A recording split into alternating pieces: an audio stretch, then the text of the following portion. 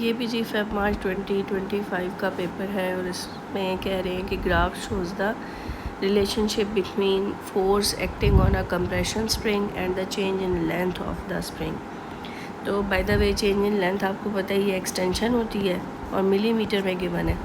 कह रहे हैं one of these springs is placed in each corner of a horizontal square plate.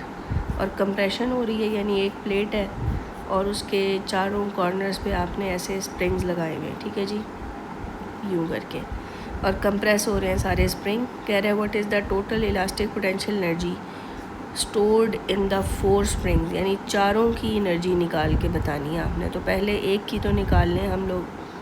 तो energy का फार्मूला होता है 1/2Fx और फोर्स आपकी यहाँ से आ जाएगी, एक्सटेंशन यहाँ से आ जाएगी। लेकिन मसला ये है कि वो कह रहे हैं कि these four spring support a total load of 160 newton.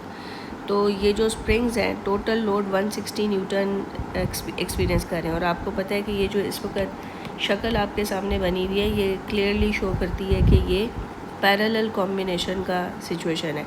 तो पैरेलल में आपको पता है कि जैसे मैं आपको वो डायग्राम बनाऊँ, जैसे अगर ये दो स्प्रिंग्स लगे हुए हैं पैरेलल में और वो एक लोड उठा रहे हैं तो लोड उनके दरमियान इक्वली शेयर होगा।